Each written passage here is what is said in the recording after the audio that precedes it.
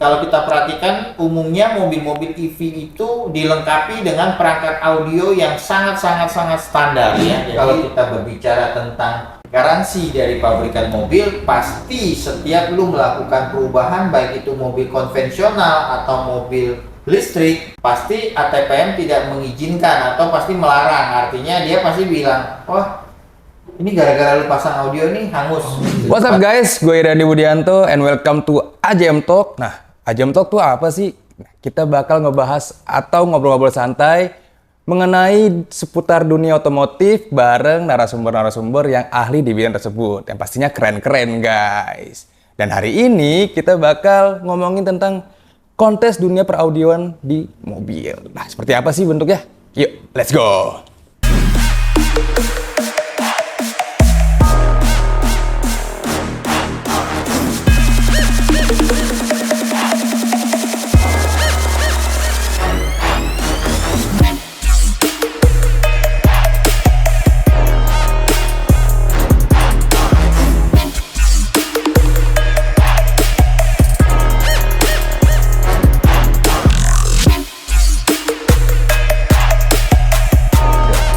Oke, AJM Talk. Kita bakal, seperti yang gue bilang tadi, kita bakal ngobrol-ngobrol seputar dunia kontes audio nih bareng narasumber yang pasti keren dan sudah hadir hari ini di konten perdana kita, Ko Steven. Halo Ko. Halo. Apa kabar Ko? Baik, pastinya. Sehat terus ya Ko ya. Gini kok kita di AJM Talk ini kita bakal ngebahas seputar dunia otomotif. Dan sekarang kita bakal lebih ke dunia kontes audio bareng Ko Steven gitu. Mungkin AJM Talk ini kan konten baru kita nih. Dan mungkin penontonnya pun baru juga nih Ko, yang belum tahu ya kan Ko Steven itu secara personality itu kayak gimana, terus bisa terjun ke dunia audio tuh seperti apa perjalanannya. Nah, boleh nggak sih Ko ceritain sedikit? Kenalin ya teman-teman, gua ini Steven, ownernya AJM Audio Works. Jadi kalau ceritanya bagaimana bisa ke car audio ini agak sedikit aneh sih ceritanya. Karena based on dari mata kuliah saya dari sekolah sampai sekarang ini tidak ada di car audio. Saya ini lulusan dari Universitas Komputerisasi di mana majornya adalah programming. Setelah programming, saya berubah pikiran nih. Saya mungkin karena zamannya itu kita juga bukan basic dari orang berduit ya, kita cari kerja sampai keluar negeri. Waktu itu saya mencoba dapat tawaran dari Taiwan yaitu menjadi TKI lah ya bahasa kasarnya ya. Agak jelek ya namanya. Whatever itu, tapi setiap orang akan melalui susah. Betul, ya. Jadi betul. bagi saya kita tidak malu untuk mengutarakan apa sih basic saya sebelumnya. Jadi saya sempat menjadi TKI di Taiwan waktu itu, tepatnya di Miaoli ya, kota Miaoli. Nah cukup lama saya, mungkin sekitar 2,5 tahun saya di Taiwan. Setelah saya menjadi TKI begitu lama, saya berpikir kayaknya nggak bener nih ya kan, kita walaupun kita dapat salary cukup besar, karena waktu menjadi TKI itu naik grade, nggak cuma sebatas TKI, kita naik grade mulai dari level paling bawah sampai menjadi asisten manajer. Oh, ada grade-nya juga ya Pak ya? Nah cuman saya berpikir nggak bener nih meninggalkan keluarga, kita pulang pergi. Akhirnya saya di Taiwan itu setengah tahun sebelum berhenti kontrak kerjanya, saya udah mulai browsing nih, mencari lokasi untuk bergerak di bidang otomotif, karena waktu saya di TKI pun itu bidangnya otomotif, hanya saja itu spare part. Akhirnya saya mulai hunting sampai saya balik ke Indonesia. Saya mulai buka pertama kali toko adalah bengkel mobil ya, bukan bengkel audio waktu itu. Kalau lebih ngurusin kayak kaki-kaki spare part dan gitu kan? Iya, mesin dan lain Mesin. sebagainya. Oh, oke. Nah, jadi kita kasih nama waktu itu Abadi Jaya Motor. Nah tahun 2006. Makanya kenapa sekarang AJM itu adalah singkatan dari Abadi Jaya Motor. Jadi kita berjalan, seiring berjalan kok saya nggak ada passionnya nih di mesin. Orang kerja mesin kok kotor-kotoran gitu, saya nggak dapat passionnya. Akhirnya secara nggak langsung saya cari tempat les audio mobil waktu itu, tepatnya saya dapatnya di Audio Works. Akhirnya kenapa lah jadinya AJM Audio Works, karena AJM itu adalah Abadi Jaya Motor. Memori saya yang lagi berjalan ditambah dengan tempat les saya yaitu Audio Works. Akhirnya terjadilah brand baru yang namanya AJM Audio Works di tahun 2008. Perjalanan agak panjang teman-teman berarti ya, dari karir Ko Steven yang harus keluar negeri Ya. dan akhirnya bisa ngebentuk passion sendiri ya Ko. Betul. Jadi semua orang tuh punya passionnya masing-masing teman-teman. Oke kok, kemarin nih boleh throwback sedikit kita nih kok. Kita kemarin baru mengikuti kontes yang cukup bergengsi di dunia peraudioan kan, bukan audio mobil. Dan boleh nggak sih ceritain sedikit mengenai PAHAMI itu apa sih kok? PAHAMI itu sebenarnya adalah mungkin salah satu semacam perkumpulan otomotif dan aksesoris mobil se-Indonesia, di mana itu setiap tahun akan digandeng langsung berbarengan dengan acara IIMS ya, Indonesia International Motor Show, di mana itu nanti ada bagian aksesoris untuk otomotifnya, dan itu akan menjadi ruang lingkupnya si PAHAMI. Nah, di dalam PAHAMI itu mereka membuat berbagai macam event, seperti mungkin ada aksesoris, pameran, dan juga ada yang namanya kompetisi audio. Oke, berarti itu PAHAMI itu adalah bisa dibilang yang menjembatani lah ya kok ya, buat pecinta-pecinta audio ya. Oh betul, ya seperti itu. Kok kan sebagai peserta juga kan kemarin. Betul. Dan bisa nggak sih ceritain keseruan di sana, aktivitas di sana, dan hasilnya tuh bagaimana sampai hari terakhir? Mungkin kita mesti tahu dulu ya, PAHAMI itu kalau nggak salah start tahun 2018 atau 2017, saya pastinya tidak tahu. Yang pertama itu kebetulan AJM tidak turun karena saya nggak ada di Indonesia. AJM mulai turun itu di event kedua, di mana sampai event terakhir ini adalah event yang kelima mungkin kalau saya rasa ya. Event PAHAMI COC ini kenapa disebut dengan nama COC? Karena Champion of Champion, artinya kita harus bisa menjadi juara dari 5 asosiasi, tetapi kita hanya memilih 4 asosiasi yang akan kita pertandingkan. Jadi setiap peserta boleh memilih 4 dari 5 asosiasi. Jadi dari situ kita pilih berdasarkan kekuatan mobil kita sendiri masing-masing. Nah, penilaiannya adalah penilaian berdasarkan asosiasi tersebut, tapi poinnya menggunakan poin klasmen, yaitu poin kayak Ferrari ya. Jadi juara 1 itu 10 poin, juara 2 itu 8 poin, juara 3 itu 6 poin, juara 4 itu 5 poin. Terus ke bawahnya itu adalah berurut terus. Oh, baik. Kan tadi kan Koko sebutin kalau nggak salah ini masalah asosiasi nih. Ya. Mungkin teman-teman AJM Talk nggak tahu tuh nih asosiasi itu seperti apa kok asosiasi itu? Oke, 5 asosiasi itu ada EMA, MEKA, IASKA, USACI, dan ICANN. Untuk penilaian dari masing-masing asosiasi itu regulasinya berbeda-beda pastinya kok ya? Oh, berbeda-beda pastinya. Mereka menggunakan aturan sendiri. Misalkan EMA menggunakan aturan dari Eropa, MEKA menggunakan aturan dari Amerika, ASK juga Amerika, USACI juga Amerika, Indonesia Car Audio Network menggunakan regulasinya Indonesia, yaitu ICANN sendiri. Oke, untuk AJM nih kemarin persiapannya seperti apa sih kok untuk mengikuti kontes tersebut? Persiapan dibanding tahun-tahun sebelumnya, tahun ini AJM ini termasuk persiapan yang agak sedikit kurang matang, karena kita sebenarnya sudah tidak mau ikut karena banyak sekali peserta yang tidak mau tanding lagi di COC ini, karena menurut mereka event ini terlalu didominasi oleh 2 tim yang kuat, yaitu akhirnya tidak ada pesertanya. Nah, pada saat last minute teman-teman dari AJM baru mau ikut bertanding. Akhirnya ya udah, ayo kita bertanding deh pakai mobil yang udah ada sebelumnya. Mungkin persiapannya tidak banyak karena mobil itu memang sudah mobil jadi dan sudah dipertandingkan sebelumnya. Oh, jadi dengan persiapan yang mungkin agak singkat ya kok ya, waktu yang singkat, tapi di kontes kemarin kita bisa dapetin beberapa juara lah ya kok ya? Ya, kurang lebih seperti itu. Oke kok, di IMS kemarin kan kita juga banyak tuh kok melihat beberapa pameran contohnya ya kok ya? Ya. Pameran mobil, dari mobil konvensional dan mobil listrik pastinya. Dan di kontes kemarin yang kita lihat tuh belum ada ya kok yang mobil listrik yang ikut tanding atau ikut bersaing di dunia kontes audio ya? Apa belum? Kelihatannya belum ada ya, tapi mungkin di event regulernya sepertinya ada 1 mobil, yaitu mobil dari Hyundai ya, kita nggak sebut tipenya, ya ada mobilnya ya dari Hyundai yang ikut bertanding, tapi tidak di event PAHAMI COC.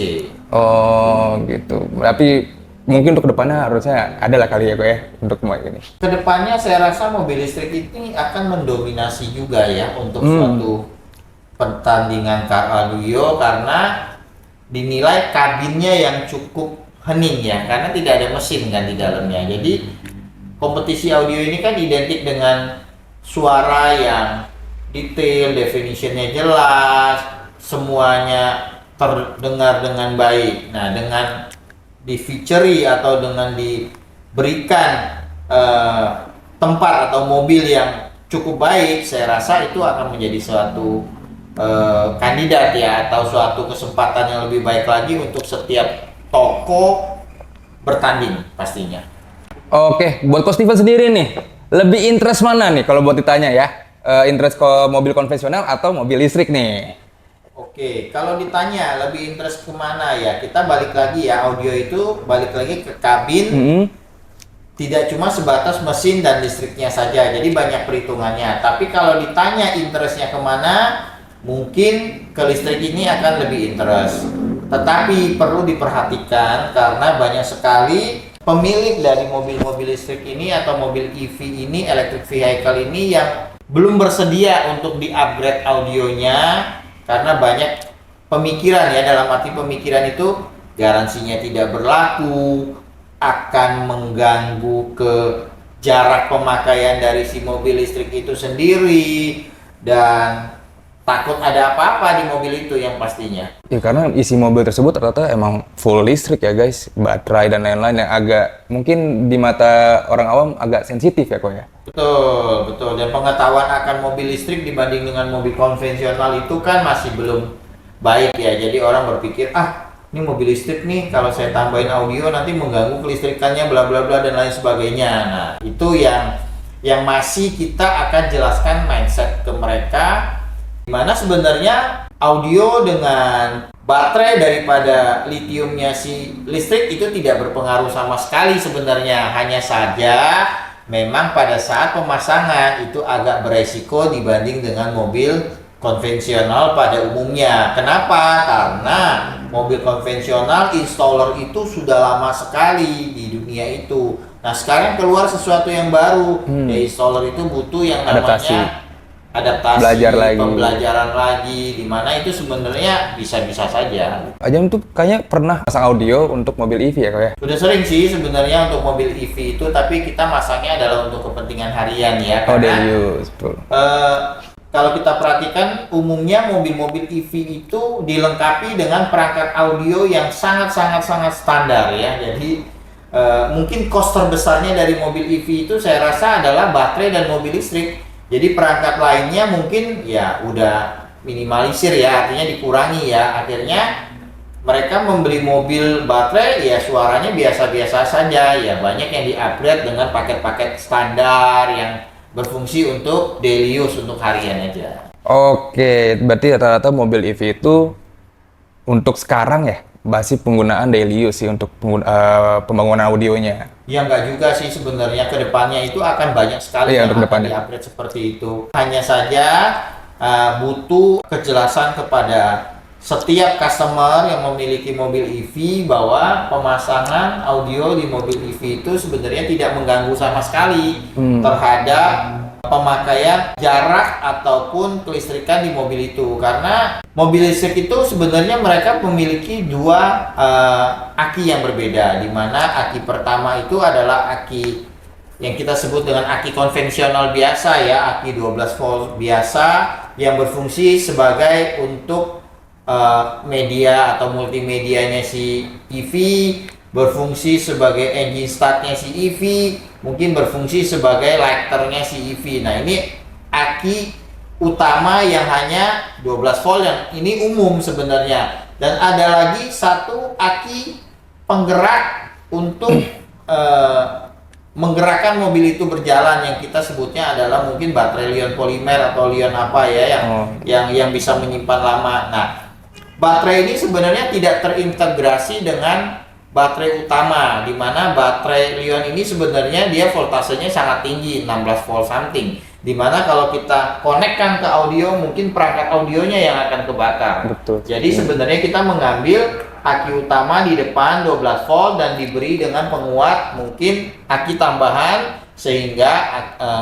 audionya akan tetap normal berjalan seperti biasa. Info gratis guys dari Coach Steven, berarti secara keseluruhan aman untuk pembangunan audio. Aman sekali. Aman sekali guys. Begitu. Hanya saja emang pemasangan mobil EV tidak bisa sembarangan, artinya harus ditangani oleh tenaga-tenaga profesional. Jadi ya jadi masalah mungkin nanti ini nih arusnya ngambil dari mana, ini ngambil dari mana. Apalagi sekarang DSP itu udah canggih. Sekarang kita bisa menggunakan high input dari head unitnya langsung masuk ke DSP, nanti dialirkan ke semua speaker. Jadi sebenarnya pemahaman akan EV itu dulu yang harus dimengerti oleh teman-teman sekalian. Jadi bagi teman-teman yang punya mobil EV, ya jangan takut untuk upgrade audio sebenarnya, karena mereka memiliki sistem aki yang berbeda terhadap sistem aslinya. Jadi jangan berpikir nanti, wah setelah saya pasang audio, range-nya jadi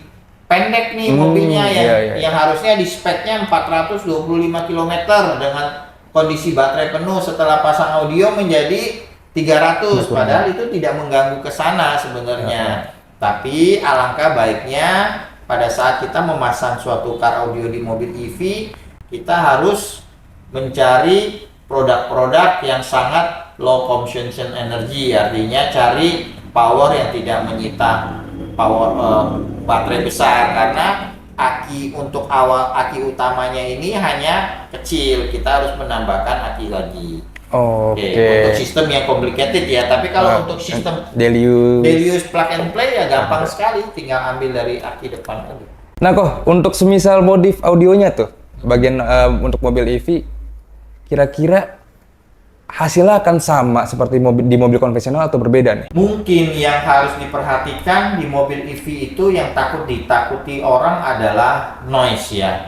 Kenapa? Karena di bawah dasar daripada si dasar mobil, lantai mobil itu semuanya adalah baterai.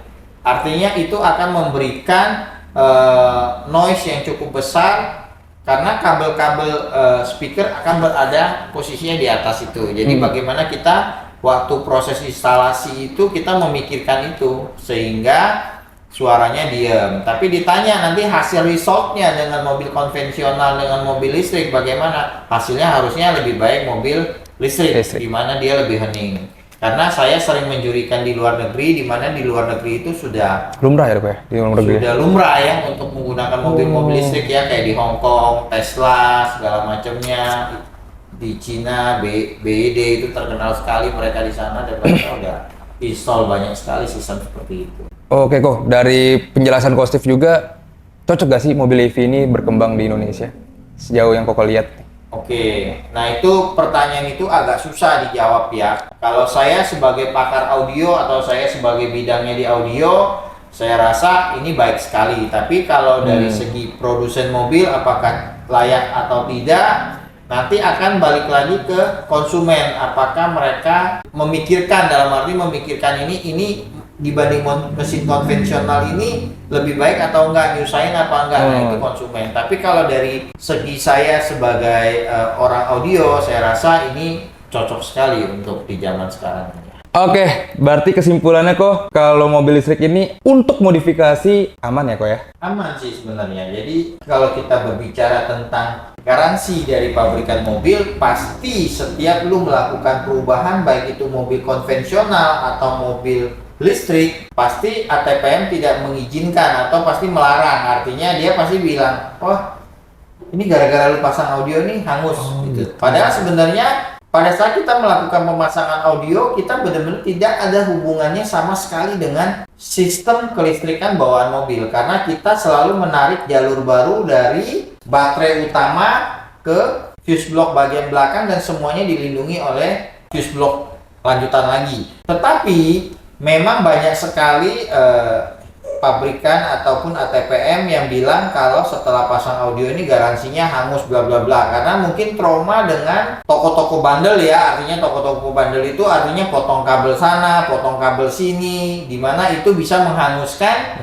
garansi. Kalau kita masang audio di toko yang referensi, artinya toko yang profesional, artinya mereka tidak akan memotong kabel bawaan daripada si ATPN. Artinya kabelnya akan dibiarkan, kita akan menarik kabel baru, di mana semua kabel yang kita gunakan adalah kabel baru sendiri. Di mana pada saat ATPM itu mengatakan garansinya hangus karena pemasangan audio, kita bisa buktikan itu. Itu pun terjadi pada saat kita pernah melakukan pemasangan di mobil Toyota Fortuner VRZ, di mana dia bilang alarmnya, sensornya rusak gara-gara pasang audio, di mana itu hubungannya tidak ada sama sekali dengan alarm dan audio. Akhirnya kita bisa lakukan itu, kita jelaskan ke service advisornya di tempatnya, dan dia mengerti, dan akhirnya iya Pak, ternyata ini nggak ada hubungannya dengan audio sama sekali. Nah, jadi banyak sekali orang yang karena lu melakukan lu merusak gua punya ini, padahal sebenarnya tidak.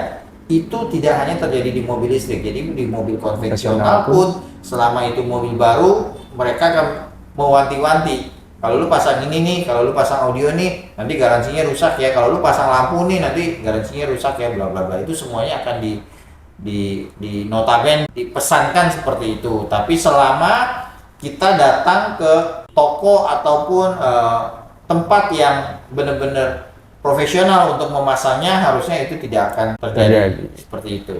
Oke, itu harus diperhatikan banget guys. Kalau kalian punya mobil listrik atau mobil konvensional yang mau masang atau modifikasi something di dalam mobil kalian, harus perhatikan juga tempatnya yang harus profesional pastinya.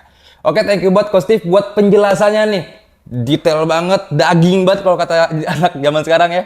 Daging banget, dan pastinya penuh dengan informasi yang mungkin buat teman-teman AJM Talk nih yang baru nonton pada tahu nih akhirnya. Gitu. Dan thank you buat AJM Talk yang menonton video ini sampai habis, dan jangan lupa untuk like, share, dan subscribe video kita untuk membangun channel ini berkembang. And see you in the next content. AJM Talk, goodbye.